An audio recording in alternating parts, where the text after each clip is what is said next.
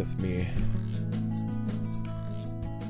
I might have the coronavirus.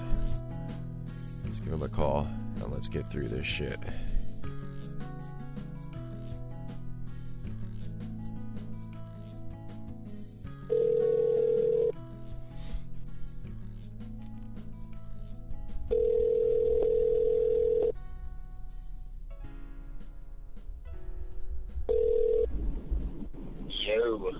What up? Not shit, dude. What are you doing? I think I'm fighting off the coronavirus.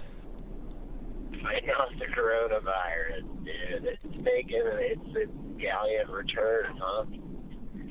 Well, I guess it never really went anywhere, but it's making its splash appearance in the U.S. today. Yeah, it's either that or just the common cold.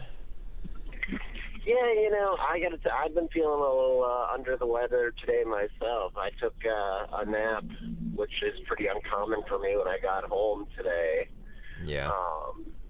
Yeah, not my normal jam for sure. So, yeah. Last night, I'm feeling it. I just started feeling the throat go, and I was like, oh shit. And now I woke up with kind of all of it, all the bells and whistles here. But well, hopefully it's just like the post travel blues, and you know. Yeah, well, there was one motherfucker who was sick, and I guarantee, like, I can almost pinpoint. He had the coronavirus for sure. Well, I'm sure it's just the cold, but we shared an appetizer, and I fucking guarantee it. Well, you want to hear something interesting about the cold, actually, as a matter of fact? The cold is a version of the coronavirus. Like, it is a coronavirus, well, actually. Fucking course it is, right? Wasn't it like rhinovirus or something like that? Yeah, I don't know what exactly the fuck it is, but, yeah. I thought you were going to have a lot more knowledge. No. I just know I just know that the cold is a coronavirus, like, because it's like a whole class of viruses. So isn't that interesting though? Or like, is it like, I guess we're making a big deal out of it because it's new to us, right? But like, the amount of cases versus the amount of deaths is still like not that bad, right? Or am I wrong? Seemingly small, like, in comparison to, like, some other things. Yeah. I mean, definitely still on, like, a couple of forms of magnitude larger than, like, the amount of deaths that we would expect to see from, like, the flu per year, like the annual influenza. So, I mean, like, worse than that, which we make a big deal about the flu every year. So, yeah. I mean, definitely, like, I think they say the average flu, the mortality rate is like 0.9 or something like that, maybe something like 0.9. And I mean, it seems like right now it's about 2 to 3% for the coronavirus. So hang on like that. Well, you don't have to hang on. I was jamming out in my car for a second. I thought you were walking into a crowd of people. No, just some sports broadcasting at a sinus going on, so, you know. Yeah. Well, anyways, I figured the whole corona talk and me feeling like death is a good segue into what this episode is about, which is death and death itself and all things death. Yes. Yeah, I'm there with you, man. I am, I'm, like I said, feeling pretty death-worthy myself. So, not only that, I just came back from a gun show this weekend, which are Slingers of Death. I feel like we brought it up before, but if you guys don't know, Mike is a small arms dealer. Yeah, I mean, I guess, kind of, sort of, yeah. I mean, yeah. Abides by the law, so not that cool. Not like a cool, awesome, like secretive. You're not gonna find them. No. You're not gonna find them in an area where there's a bunch of like the cargo like ship things, cargo shipment. Fucking, you know what I'm talking about? Yeah, see, I was thinking more on like in a bazaar in Baghdad is where I was thinking I would be set up, Oh, I was gonna say you would also not find you there. More like just normal conventions for NRA fucking jerk offs. Yeah, just that kind of shit, right? Yeah. The legal the legal routes of dating your deadly tools. So yeah. Or at least in the U.S., because it's funny. There was actually a Russian, which sounds really weird, but like a Russian film crew that was at a show I was at a few weekends ago, because some of the vendors are American nationals, but they're originally from Russia. And one of the gentlemen Fuck is that. like, I would have had my eyes on them the whole time. Dude, chill as fuck. They're such cool dudes. They're actually probably two of my favorite people. Well, I don't know about the film crew. I can't vouch for those dudes, but like the two dudes that I know and I'm decently good friends with, like they're cool as fuck, dude. They're rad as hell. They're just two older, vodka drinking, just like your stereotypical, like just like normal older Russian dudes. They're just like swearing and drinking vodka, basically. And are really into firearms. But they're just throwing you off their scent. Well, I mean, it could be, but I mean, Yep. It could be. But so anyways, this guy's nephew was in town for the weekend, and he's like works for like one of the TV stations, which there's probably only like one in Russia, like the state sponsors, but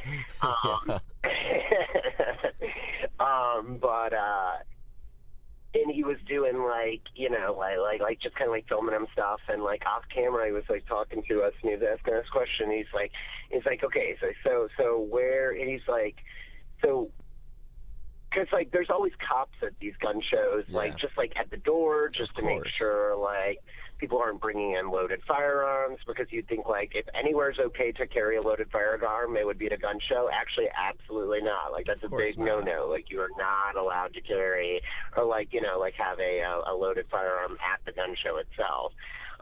And also because, I mean, there's literally like thousands upon thousands upon thousands of dollars being exchanged. Oh, yeah. So like, because I mean, it's big business, like the firearms business. So there's cops there, and like long story short, this guy was just like dumbfounded by that. He's like, so why are you guys like not being arrested? Like, how are you not in jail like for life? And he's like, that's a big no-no. Like, you cannot buy and sell like any firearms in Russia. Basically, like we like to think of them, I guess, just as all running around with AKs, but not the case. Like they, communist governments or dictators in general don't generally like to allow their citizens to be armed. So I would have asked for them to send a copy of whatever that finished documentary is they're making, just to see how they portray it. Like, these Americans are fucking crazy.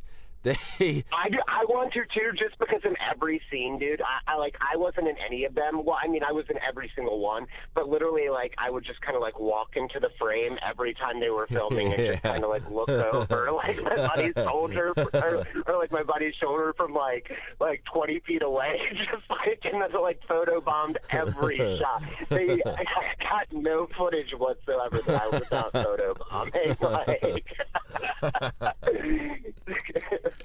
So like I kind of would like a copy of it too. So I'm gonna have to ask my buddy if he can get his hands on a copy of that, because I would love to see it. That's awesome. That's awesome. Mm-hmm. Yeah, there's a guy at my work. He's actually our whatever. He went to some dinner, some NRA dinner, and and won out of a raffle, won a tactical shotgun.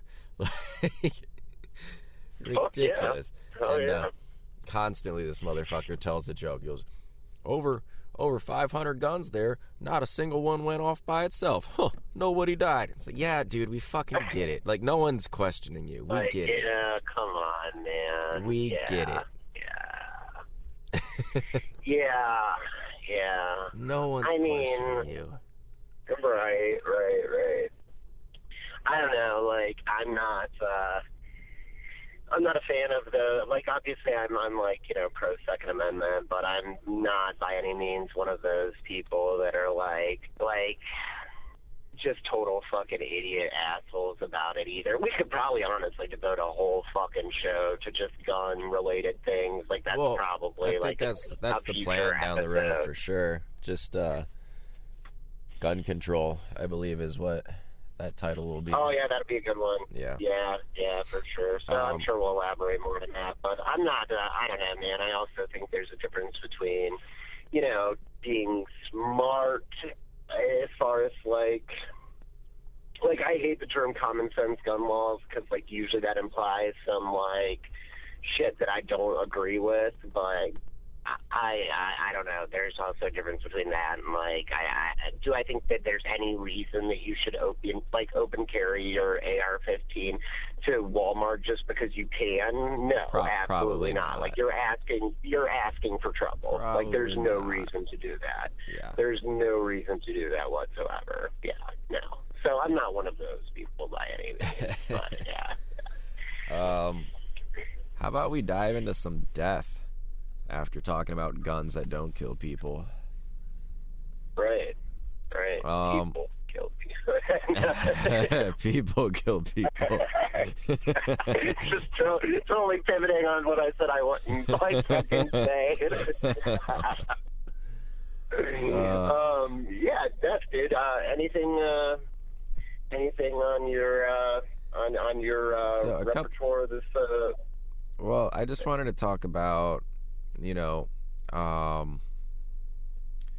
thoughts of the afterlife, what the afterlife is supposed to be, how we're supposed to handle it when we're close to dying, and then that would lead into both suicide and assisted suicide, and just thoughts of those, you know, so... Yeah, those are pretty much, like, the things I wanted. Yeah. Those are pretty much the big ones I think that I wanted to... So I think everyone has... everyone's got their own opinion. A lot of people have, you know, the same thoughts of what happens in the afterlife, and then it kind of, you know, it breaks off into smaller groups from there, and so you go from, like, heaven to nothing happens, which is, like, the one that boggles me, right? It's like, well, nothing happens. Like, nothing. Like, well, how do you even get your head around nothing? Like, so just black? Because that's something still, right? Like, so what do you mean nothing? Like, I don't know. I think that's my least favorite of all of the options of things that, except for, like, no, I think I'd still rather be eternally damned in hell than to just have, like, an on-off switch, like, Same. You know what I mean? Just Same. With the plug. And then there's, what else is there? There's, you know, reincarnation. There's a lot of the stuff that we talked about in, I don't remember what that episode was, if it were religion or if it were I think it was religion, actually. It was religion, yeah, the basis. I don't remember the title of it, but yeah, religion and religious, yeah. But, I think the title was just like "Goddamn" or something. I think that's what it was. Yeah, I'm pretty sure. Yeah. But anyways, there's all these different options of what could happen. You know, who the fuck knows what actually does happen? I think the big question is, what's the best way of handling death? You know, whether it's someone you know died or you're on the deathbed yourself. Like, how do you... I think that's where all those other questions about what happens after death kind of get solved in someone's head. You know, that's where they finally become content with whatever it is they need to become content with. Yeah, no, for sure. I mean, so, like, I guess, like... that's, like, kind of a multifaceted question as well, because there's a lot of things that are going to, like, affect like your personal thoughts, because I actually do like a class on the death and dying process. Like that's one of the like things that I teach like class on is like I have like a whole class just developed like are devoted to the dying process. And like strangely enough, I'm like adequately informed to speak on this without even having to look a bunch of stuff up, but we don't have to reference Dr. Google much, at least initially. So I guess so there's a lot of things that like are going to affect your thoughts about death.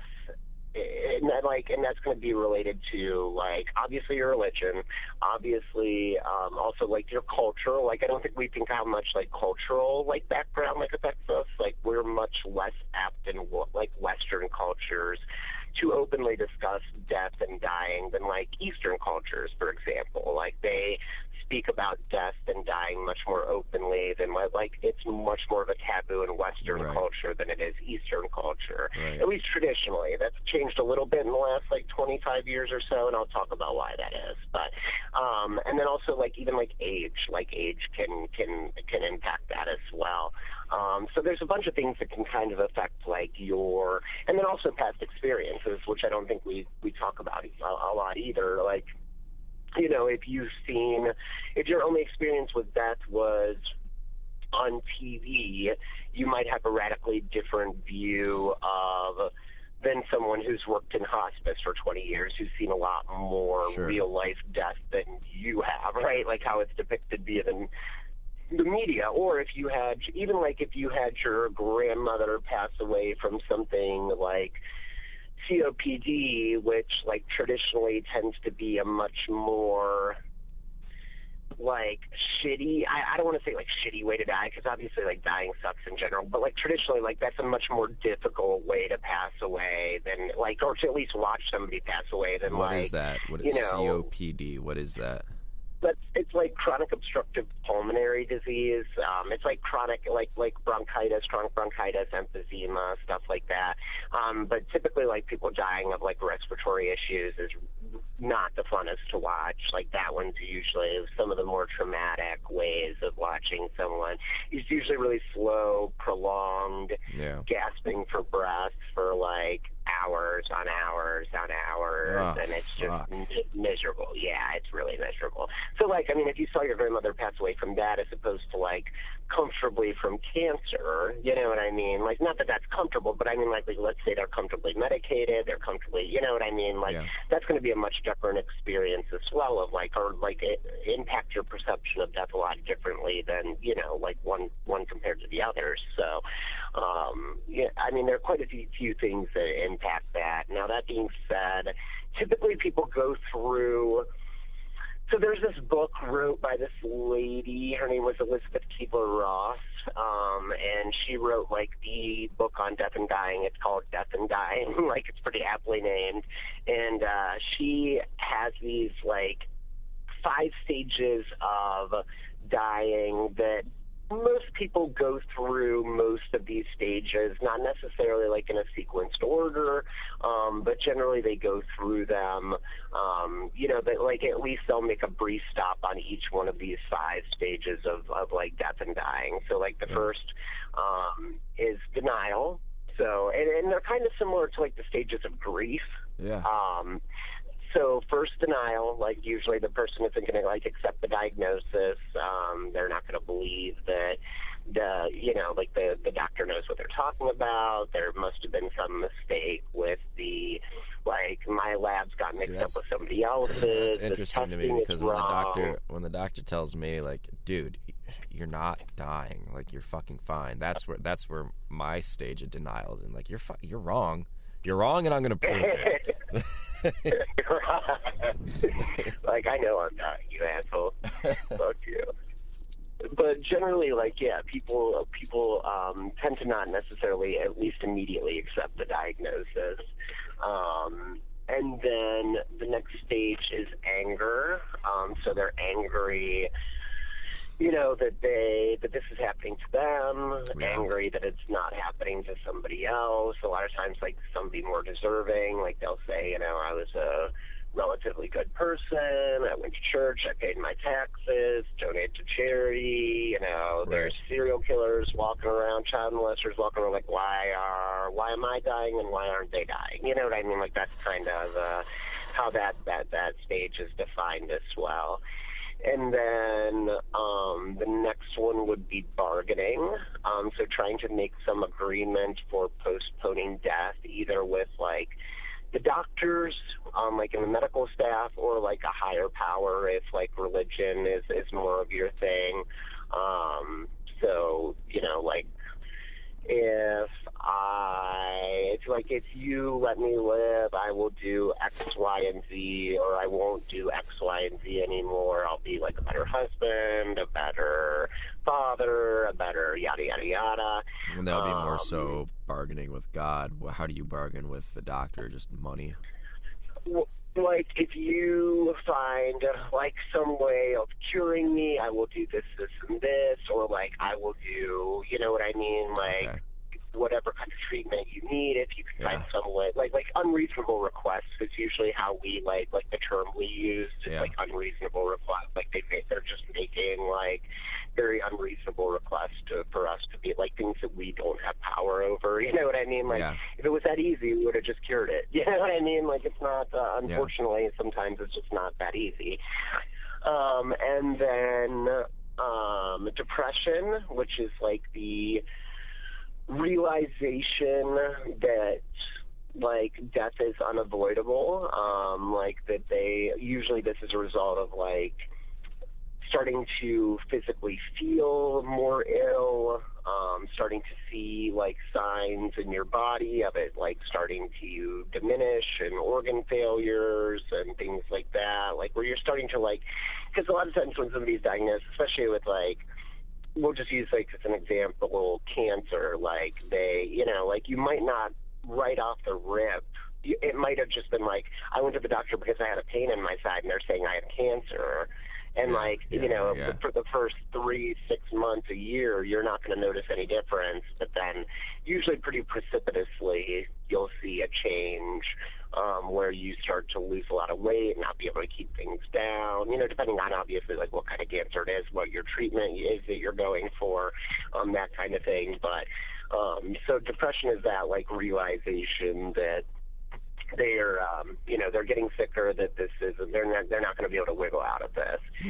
And then acceptance is the last stage, which is still, again, marked by the realization that death is unavoidable, but this time in more like an accepting way. Like, they're okay with this a lot of times. A lot of times they have, like, a calmness, a serenity to them. Maybe they become apathetic, where they just don't care. They become flippant about things. Where they just, one way or another, for the good or the bad, accepted that this is their fate, and they're not, like, like, fighting against, like, that fate anymore. So let me say, obviously, like, so each 5 stages there, I'm sure everyone varies in terms of how quickly they get through each stage. But then the other question is, like, does everyone, like, I'm sure there's been cases where someone doesn't make it to acceptance, right? Like, I'm sure not everyone goes through all 5 stages, right? Like, correct. They may not go through all 5 stages. They may not go through them in an ordered sequence. They may toggle back and forth between stages. And then, there's unfortunately quite a few cases where people do not reach acceptance. Like, I would say, a minority, especially, like, if you're working with, like, counselors that are, their job is to help you work through these stages, then it's a lot easier. With generally, like, if you're, like, diagnosed with a disease, like, where whether or not you choose to treat it or decide to go, like, the palliative hospice route, like, there's going to be counselors involved. Like, a good primary would make sure that you're seeing some kind of counselors to help you with that process regardless. So, so I mean, like, you know, like I said, if you're working with like a team, like it's much less likely, but I mean, still, like, people will reach acceptance and then go back and backslide to stage, you know what I mean? Like, they jump all over the place. And I don't know, something we usually tell families, at least, is like, just like no two people live exactly the same, like no two people die exactly the same. Like, so that was, everybody's a little bit different. That gets me to my next question that will be, it's an impossible question to answer, but that's why I got to ask it, is what's the right approach to dying? You know, do you think going through those steps is the right approach? Do you think there's another route? What do you think? I mean, knowing, like, as far as, like, knowing you're dying, like, I mean, that's almost like a natural thing that will just happen, is that you'll go through those 5 stages usually. I mean, like, that's just kind of like a natural response. Okay. Now, as far as, like, how do I approach a terminal illness, or what do I think the correct approach to a terminal illness? So let's say this, though, right? So, like, at one point, a doctor told you, Mike, specifically, that, like, if you don't turn your shit around and stop drinking, you got how long to live? I mean, not very long. Right. So, I mean, he didn't put a date on it, which was the right call, because generally, like, in movies, you'll hear them say, like, we try to steer clear of that. We try to steer clear of putting timelines on things. But yeah. He said, I mean, like it was going to happen, for sure. At some point there, you actually made it to almost that bargaining stage, right? Like, in some ways, and turned stuff around, but not that, like, you know, this wasn't like there wasn't an expiration date on you per se. Like, there was an actual chance of you turning around. You did, thank God you did. But I'm just saying, like, what were your thoughts? Because, like, you know, we always kind of say it now, is that we're on borrowed time. So, like, to some extent, we kind of stared death in the face every day. So, yeah, I mean, I don't know. At least from my personal, like, I guess, like, journey, I was very unwell for a while, both, like, mentally, like with, like, you know, like, my addiction and things like that, but also physically. Like, because of this, I had caused my body a lot of, like, very serious health concerns, to one point where, I mean, my weight had dipped, like, and I don't think this is giving anything away, but I'm about 6 foot, 6'2", 6'2"-ish. Like, I'm a pretty tall dude, and my weight dipped into, like, the low 100s, which, I mean, is, light, super fucking light. I mean, and, you know, my organs, like, my heart was starting to give out, my you know, pancreas had all but failed at that point. My kidneys weren't working, and my legs were filling up with fluid. It's probably easier for you to say these things than it is for me to listen. Like, it was, yeah. I mean, it's, you know, like, I guess it's just because, I mean, like, knowing the outcome now, I mean, I'm okay with it. At the time, you know, I don't know, it was rough. There were times where I was like, you know, I have to find some ways to get better, and then there was other times where, I don't know, man, I was kind of like, well, I guess this is it. Like, you know what I mean? Like, I mean, it was extremely challenging, especially, like, with addiction going on, like, with, like, my body falling apart like that. I mean, I'd be lying if there wasn't times where I thought to myself, like, I'm like, you know, should I really should I not just end it and, like, not put everybody through, like, all of this, like, kind of thing? Like, I mean, that's pretty heavy, but I mean, like, it was true. Like, I for all intents and purposes, the doctor said I was, like, dying.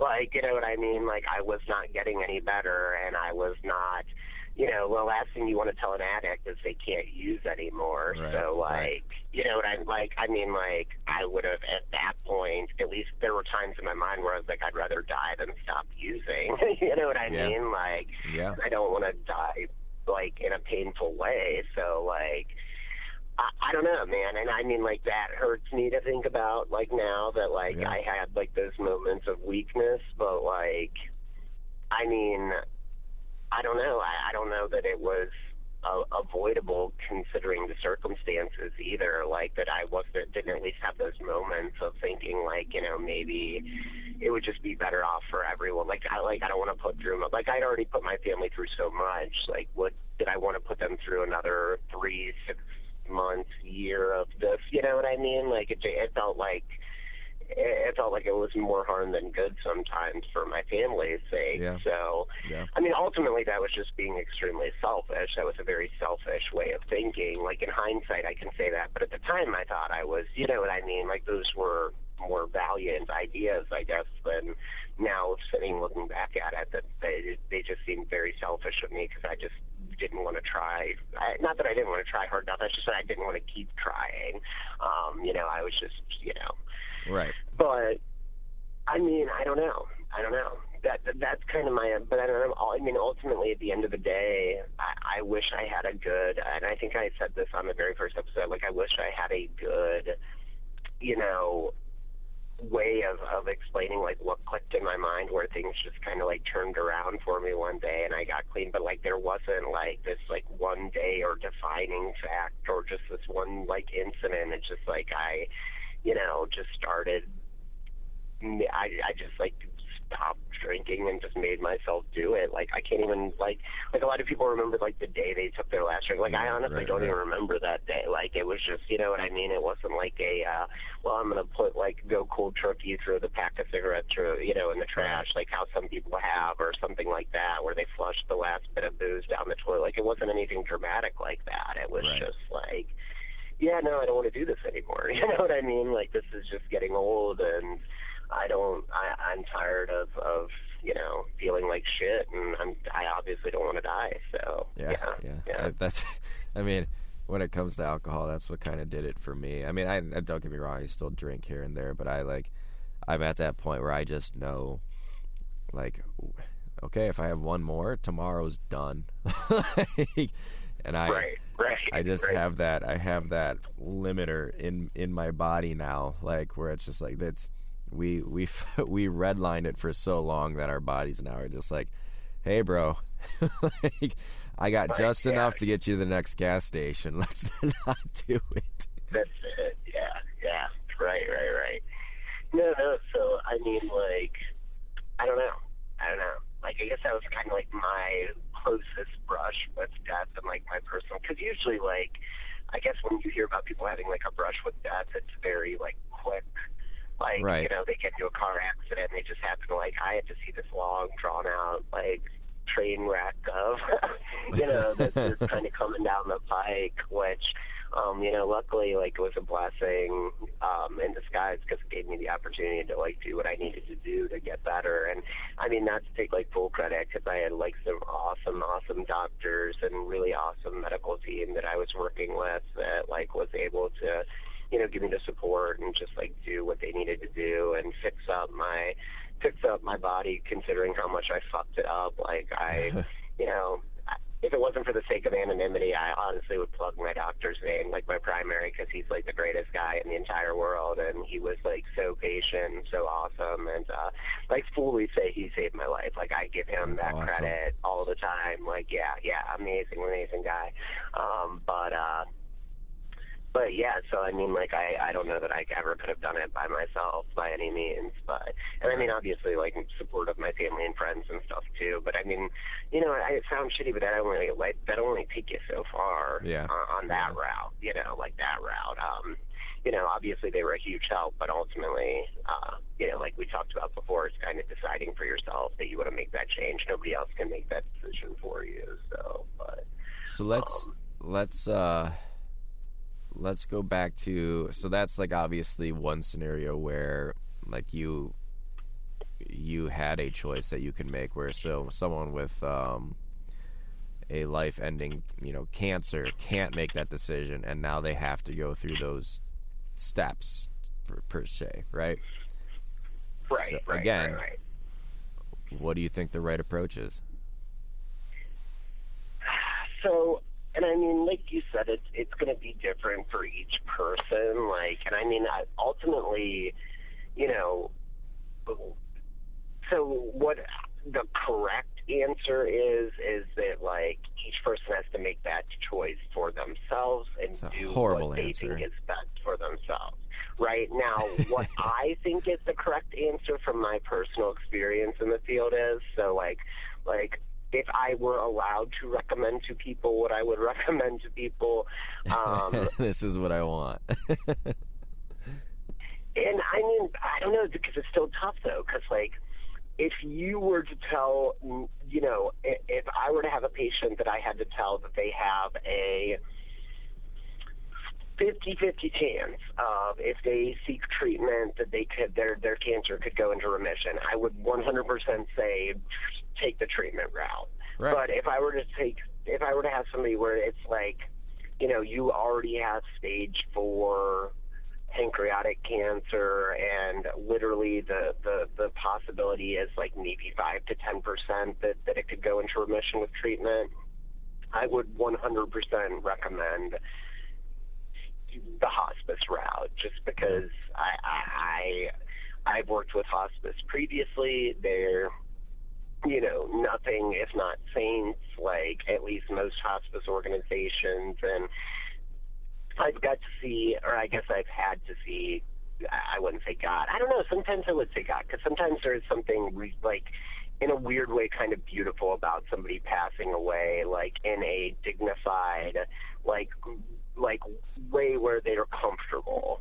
Now, like, there's nothing dignified about somebody being, like, you know, extremely, like, sick and, like, having a very hard death, but, like, there is something, like, I don't know, like, there's something about seeing somebody pass away, like, just in a very, like, calm, peaceful manner there is some beauty to that. But, like, so do you think someone's taking the high road by going in this hospice, by knowing that, like, do you see that as, like, someone taking the high road in the sense that, like, I know I'm gonna get the same end result here, and I would rather make myself look better, or at least have the perception of me being okay with it and better off, like, in front of my family, in my family's eyes, family and friends.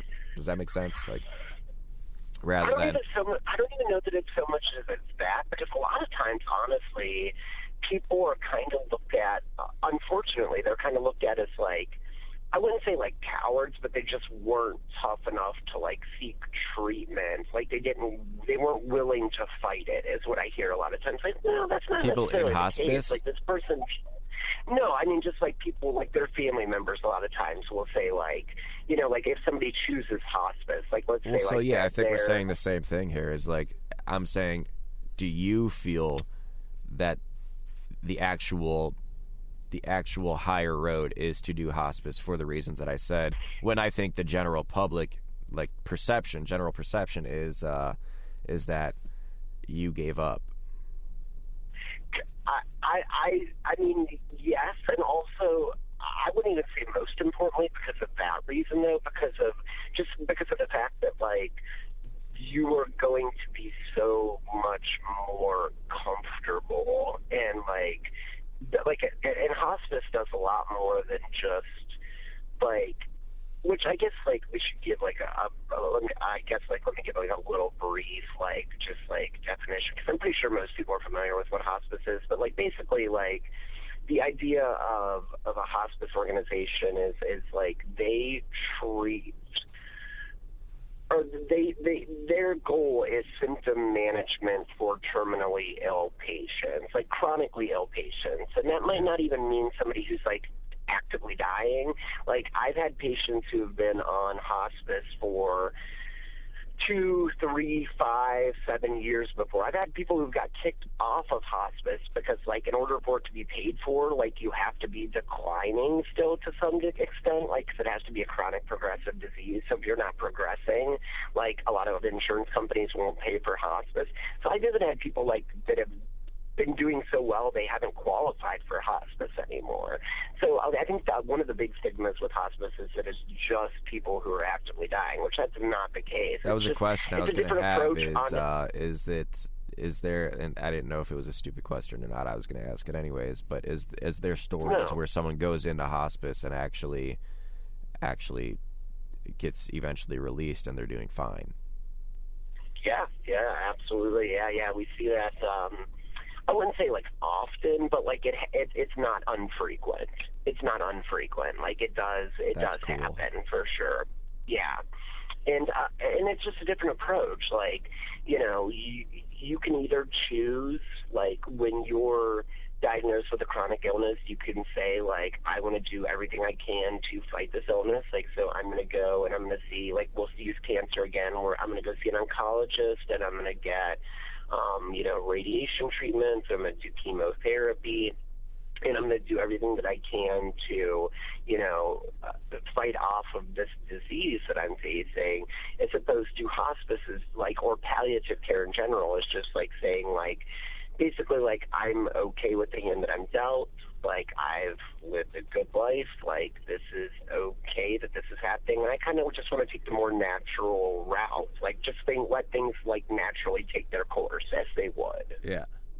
And that's kind of more what hospice does. But, I mean, another big misconception I think a lot of people have about hospice is just that, like, basically, like, what we do is we just crank them full of morphine and, like, basically, like, feed them pain medicine until they pass away from, like, their respirations being depressed to the point that they just pass away. And well, and again, that's the one that I would sign up for. And I mean, like, it's not the, obviously, like we talked about symptom management, that's part of hospice, is not being, like, there's a huge difference between physician-assisted euthanasia, which is more of, like, what we were just talking about, as opposed to managing someone's pain when they're facing, like, a chronic illness. But I mean, there's a lot more to it as well. Like, I think I've mentioned, like, holistic approach to medicine before, but they are, like, the number one people about holistic, like, medicine. Like, so when you sign up for any decent hospice organization, in addition to seeing, like, a physician, like a hospice doctor, like MD or DO, you're also going to see a whole slew of different therapists and counselors and psychologists, and also most hospices, I can't think of any that don't have, like, a big spiritual care department, where, like, they have, like, pastors or priests or clergymen or spiritual counselors on staff as well. So they treat all of those things that come along with that. And also they put a big emphasis on the family and, like, what, like, they're going through as well, like, with this disease. So most hospices, like, free of charge, have services for family members as well, like therapy services and counseling services and all that kind of stuff. So, yeah, I just, like, from seeing someone pass away without hospice, or seeing people that I've seen pass away without hospice as opposed to people passing away with hospice, there's overall a night and day difference between how much more peacefully someone passes away with hospice care or palliative care, as opposed to people who's, for one reason or another, and not to say that that's wrong for them, but for one reason or another, choose not to have hospice. The thing that makes me sad is when families either are making the decision for their loved ones or are pressuring their loved ones into not choosing hospice because of the social stigmas that come along with it. That's unfortunate, because they're just really, like, they're suffering for no reason, or letting their family members suffer for no reason, like, completely unfounded. I would say if you are 100% vehemently opposed to hospice, if nothing else, get a hospice consultation, because they'll explain like what I just did 1,000 times better, and just like see what it's actually all about, as opposed to like what you let people tell you it's all about. Because you know what I mean, like it's way different than socially what we think of hospice being about. Now, luckily, that's starting to change quite a bit. I think most people have a decent grasp on what hospice is and what they do now. But for a long time, one of the most common, because like when I start this class with my students and we get into the hospice section, the very first thing I ask them before we talk about anything else is I'm like, I ask them like, so what is hospice? Like, I ask them to tell me what their opinions of hospice are. Yeah. And things have gotten a lot better, but for a long time it was like, well, those are the people who just like I kind of described earlier. They're the ones that like help you die, right? They kill you, right? They give you all the morphine, and yeah. And it's like, no, that's not, yeah, no, not so much. Like, no, that's, they're not, we're not talking Dr. Kevorkian here. Like, that's not, they don't kill people. We definitely don't kill people. So, yeah. I mean, at least not purposely. We don't. I mean, that's one of the intended consequences of hospice care sometimes. I mean, that person is going to be passing away regardless. We just make that a more comfortable transition. So I feel like that's a great segue into the topic of assisted suicide, though. Yeah. And really, that's, I think, kind of my last bullet point, and you can take the wheel from there if you have anything. But what do you I guess overall, what do you think of assisted suicide? What's, do you think that should be allowed, not allowed?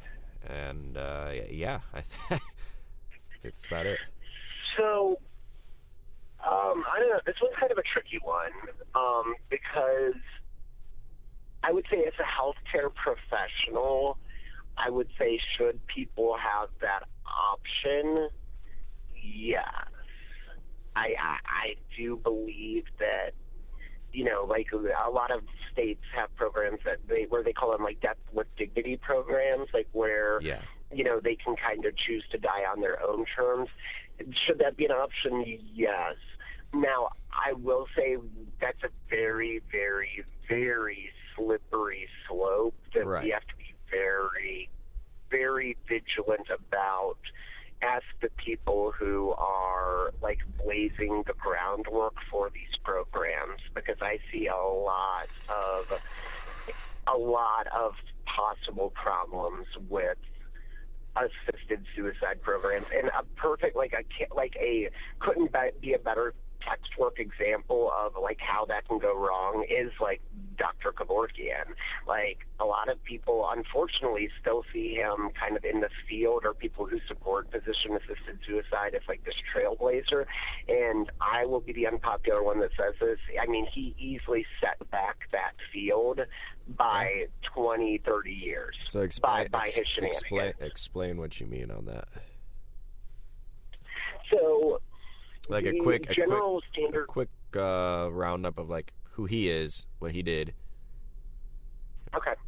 So, Dr. Kevorkian was somebody who kind of, he did, to be fair, to give credit where credit's due, pioneer the field, or at least like very much help push along the field of physician-assisted euthanasia, and was a big proponent of giving patients the right to end their life in a dignified manner, should they choose to. And most of what he did, at least early career, was beneficial to the field. Where I disagree with his practices is where, because generally, like, the standard practice in states and countries that have physician-assisted suicide is like, the way this works is a doctor will prescribe a medication that patient has to be able to do a few different things, right? Like they have to be able to verbalize, first of all, like that this is like a decision that they're making, and sign a bunch of paperwork that without any influence, like of anybody else, and yada, yada, yada. And also they have to be able to administer that medication to themselves. What Dr. Kevorkian got into trouble with, which, like I said, I think was a big part of setting this field back, was he was administering those medications for patients who were unable to do so themselves, which is how he eventually landed himself in prison for murder. Yeah. So, yeah, it's unfortunate. 'Cause like I said, I think that's where it becomes a slippery slope, because, like, if you're not able to, you know, give yourself that dose of medication, like, I mean, I think it's unfair to put that, first of all, it's unfair to put that burden on somebody else, like a healthcare professional. Yeah. Right. And B, also, like I said, there's a lot of, like, especially with the legal implications that go along with that. And then also, I mean, like,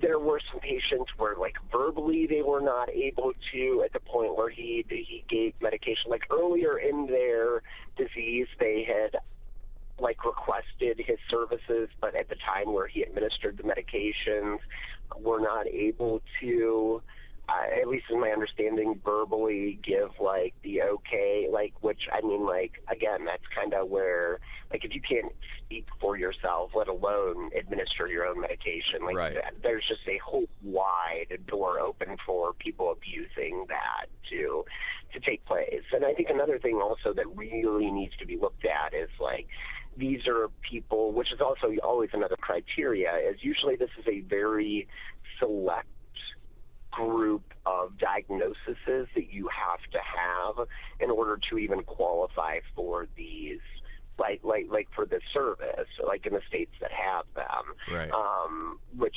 again, I think that's where we have to be careful too, because if we widen that scope too much, I mean, like, I don't think that it's fair to ask doctors to just help random Joe Schmo who has depression kill themselves, right? Like, that's not really what this is all about, like the program's all about. Like, if you want to take your own life and you have your depression, like, nobody can stop you. You have free will. I don't think it's right to wrap somebody else up in that. And again, that's another place where healthcare providers fall under liability, is if this person has any, like, underlying mental health conditions whatsoever also, is something that I think really, really, really needs to be looked at very carefully. Because, I mean, just because you're suffering from depression, you know, like, treating that depression in a different way, you know. I mean, how many times do you hear cases of people who tried to kill themselves and are so glad that they did not, like, because they were in a depressive bout, and, you know, or bout, and, you know what I mean? Yeah. So, like, I mean, I think that should, like I said, it sucks, but I think, you know, mental illness honestly should probably, like, rule out your eligibility for those services, at least if it's not, like, vastly documented by a psychiatrist that those conditions are stable at the time you're making that decision. So, yeah, I mean, so like I said, I mean, it's not that I agree that the rights should be there. I just think we have to be super careful about it. Super.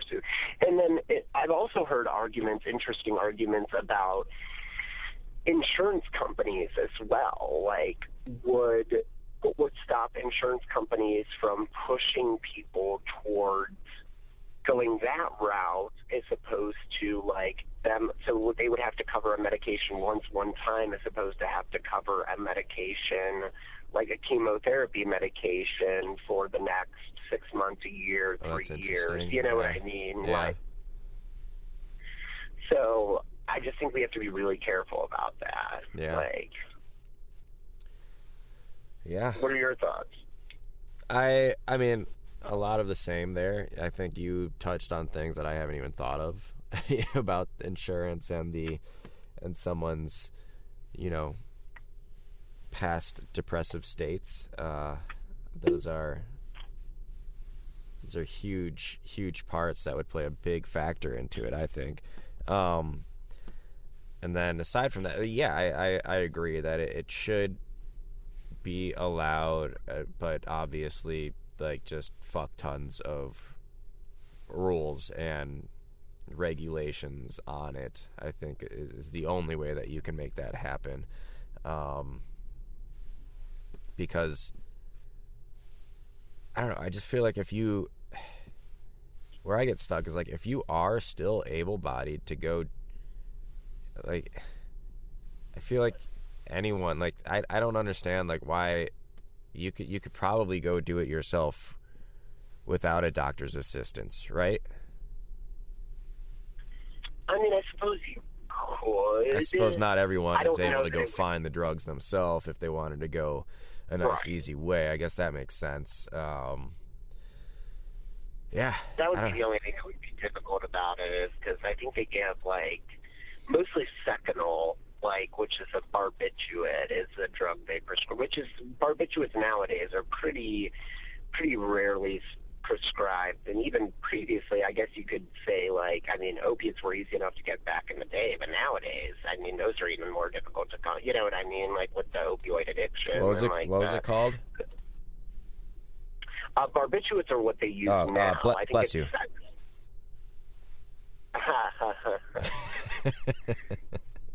Pretty funny. Can you tell I'm on Dayquil? That's true. I was there, man. I feel it. I was there. Not too mmany episodes ago. Last healthcare related episode. I think I was all checked up on NyQuil. But yeah. But yeah, I don't know, man. I just think it's got to be. I think it can be done successfully. I just think we have to be careful about it. That's all.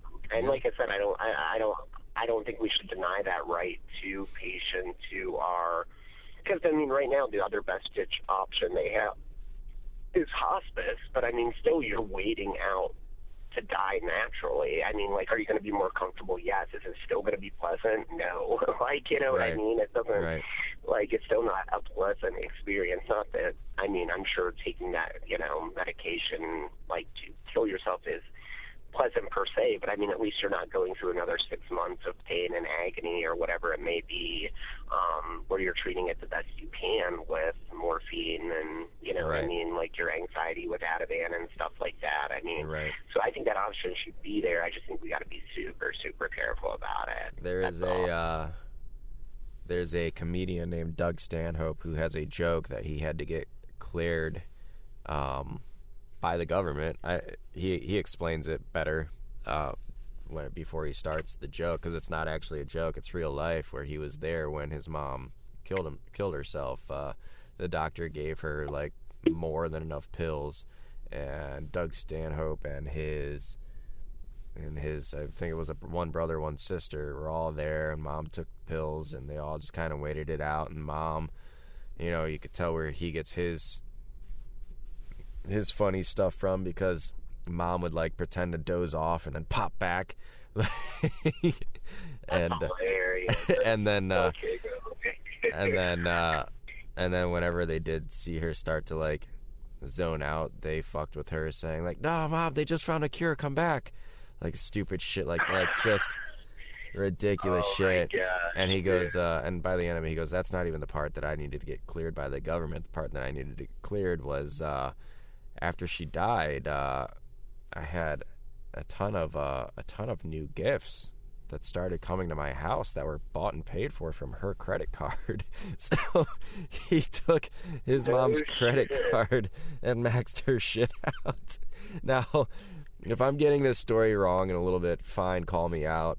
But this is the general gist of it. If you haven't heard it, it's easy to find.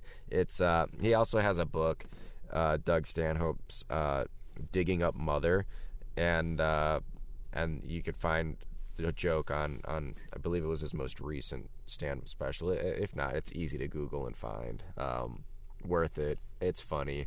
It's a good way to laugh off death, and you know, in some way there, that's totally assisted suicide, because the doctor knew exactly what he was doing. Yeah.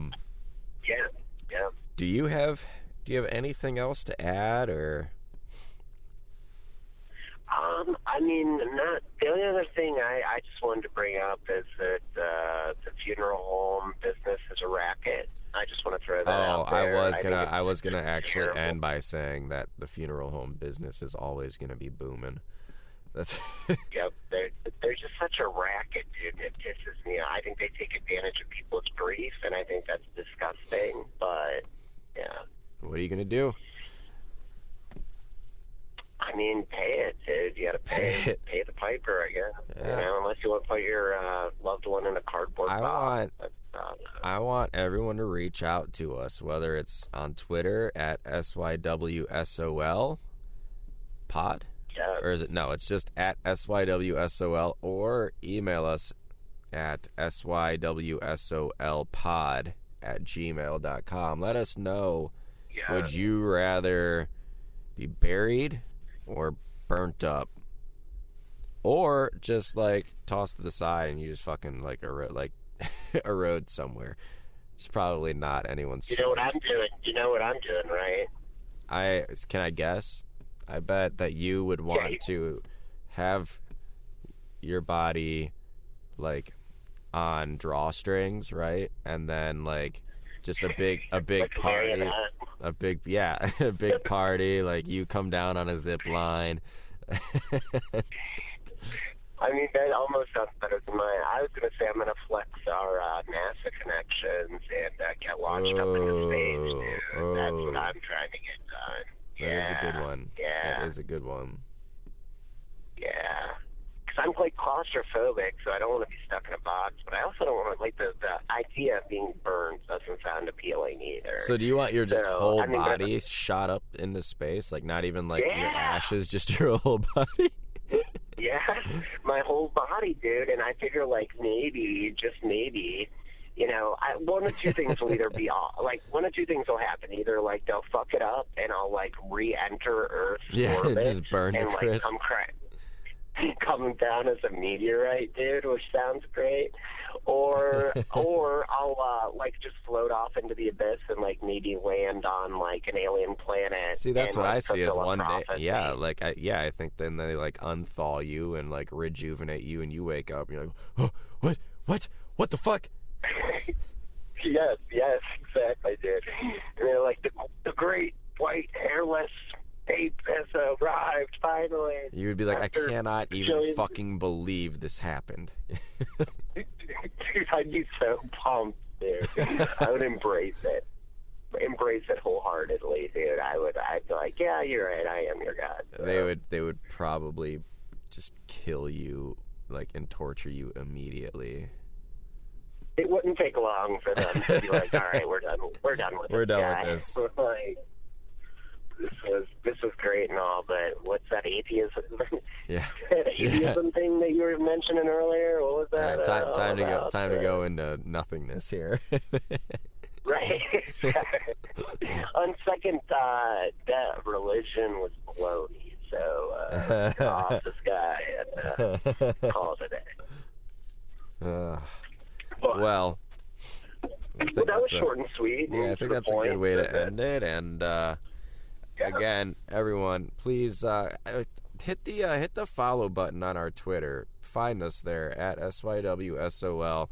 We keep fluctuating from 3 followers to no followers to 2 followers to 3 to 1. So we either, like, which is good. It's good, you know, whenever I put a hashtag out there saying, like, something about cute animals, and then there's some asshole who's like, that is a cute animal, and clicks it, and then here's another episode. It's like, oh boy, this isn't all about animals, and then unfollows us. They actually listen to the pod about animals. They're like, oh, fuck. So do us a favor, just hit that follow button, even retweet us, like, just whatever, help us grow, because we're all dying. Us being able, yeah, well, we are dying, and to be able to maintain our anonymity also means that we can't really market much under our names. That's the best point. Name, too. yeah, that's the best point. Yeah. Too. Yeah. So for us to be able to remain anonymous and to be able to, you know, say whatever the fuck we want and to speak for everybody else saying whatever the fuck that they, whatever the fuck that you guys are obviously agreeing to. We live in a cancel culture where you can't just say whatever you want, and we're gonna do it for you. Right, exactly. We live in a society. So, we do live in a society. So, you're not wrong. You're not wrong about that. All right, who's on Dayquil? So with that, that's gonna be the episode. Subscribe, follow us, all that good shit, and reach out to us. Seriously, please do. Absolutely. Let's hear it. And for that, I am Jake. And I am Mike, and we will see you next week. Yeah, fuck off. Fuck off.